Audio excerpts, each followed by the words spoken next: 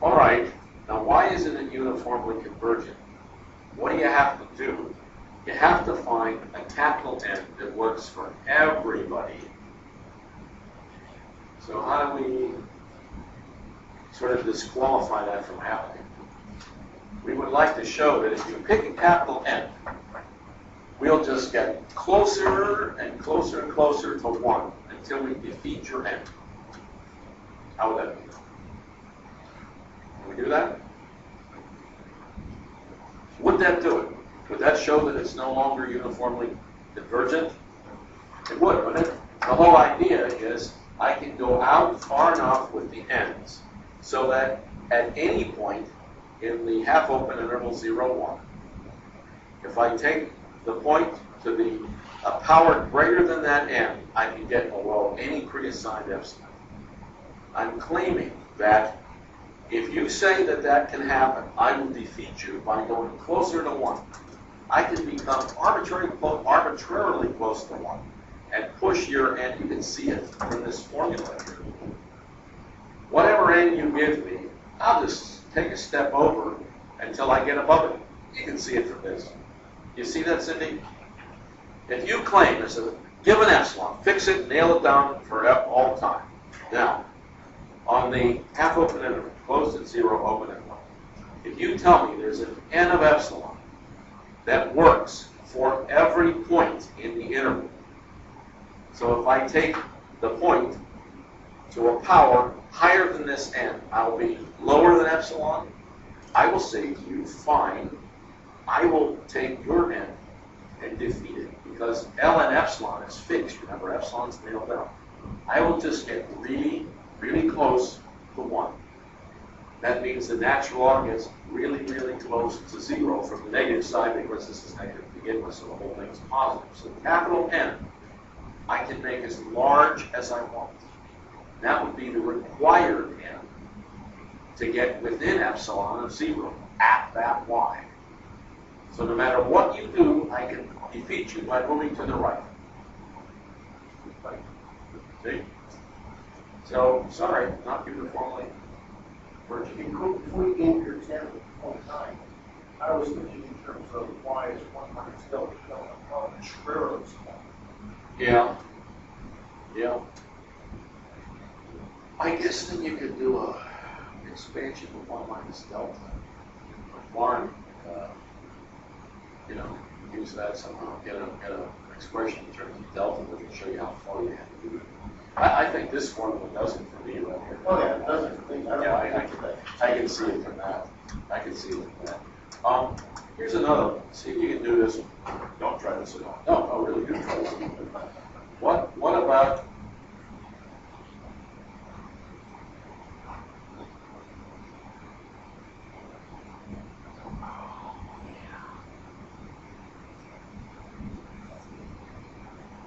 see if that's uniformly convergent or not. Of course, as n goes to infinity, the whole thing goes to 0, right? You'd expect that to go to 0 across the board. So the point-wise limit is 0.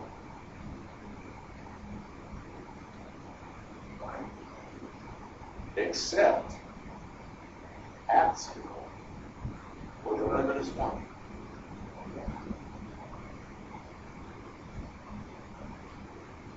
So this sort of has the bloop on the other side, the offending part on the other side.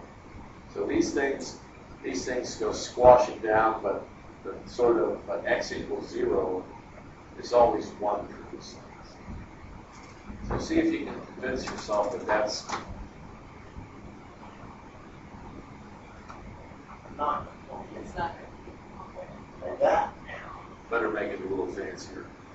Now it goes to 0 at this entire. It's point-wise. This thing here, the limit as n goes to infinity of fn of x equals 0 on that. But once again, I claim it's not uniform. Now, what's the great thing about uniform convergence? Cauchy was not aware of this property. I think maybe Weierstrass explained it to him late in life. But Weierstrass was the inventor, was discoverer of uniform convergence and uniform convergence. And uniform convergence activates a lot of these very convenient theorems. The first of them being Weierstrass's theorem, which we'll try to prove right now. And this is Weierstrass's theorem, of which he had many of those as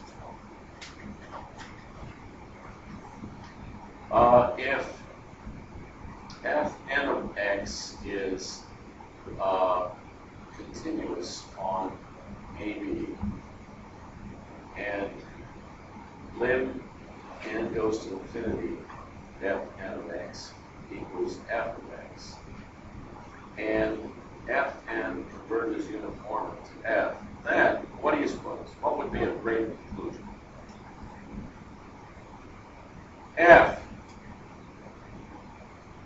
itself is continuous. So the pointwise limit of a uniformly convergent sequence of continuous functions is continuous. That's the statement in words.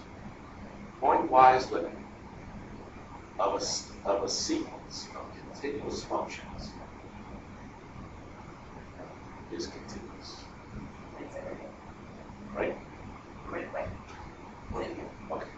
The pointwise limit of a uniformly convergent sequence of continuous functions is continuous. Okay. What if that symbol C now? C0. It means it's continuous, but there's no claim about the continuity of the derivative. Okay. CR on a set E means if a function belongs to this space, it is R times differentiable, and the Rth derivative is continuous anywhere on B. So, Dave, in Calc 2 and 3, Calc 3, I guess, you like your functions to be doing this. Why? Because then you can apply Clairaut's theorem, and the partial with respect to x and y is the partial with respect to y and x. If you don't have this, you don't have this. I think we spent a day doing that. Did you? Where? In Calc 3? In analysis. Oh, really? Okay. It was the whole thing that I'm on the one. What the hell? You know, anything that you learn is a gem. It's a diamond in the coin. You know the great thing about math, it's all free. All you have to do is read it and you understand. You don't need a laboratory. You don't need a grant. You don't need it. Hell, you can go to a library and get it online. It's all free. People sweated for hundreds of years to do all this stuff, and it's all free. It's like peer-to-peer from past centuries. You know, really. So you wanted to be secret and have all this like accurate stuff? Newton was a cop. He kept everything secret till he had it published after he died. Anyway, Gauss was a little like that too. Didn't want to show anything. These are perfections. Yeah. He kept little notebooks and saved everything. Exactly. Okay. So how would you prove this? Well, what do you have to? What'll do it? Okay. Given epsilon greater than 0, we want a delta that depends on epsilon. And actually, it'll depend on a particular point. We're not claiming uniform continuity. We're just claiming continuity. So the particular point at which we'd like to establish continuity of the uniform limit is at x naught. So we want this thing such that whenever we are no further away from x naught than this thing we have to find, that implies what? That the pointwise limit evaluated close and right at is no further hard to have something. So if we can show that, that'll look us. Right? It's the definition of pointwise continuity applied to the pointwise limit. What do we have going for us? Well, we have lots of stuff. We have a sequence of continuous functions that converge uniformly.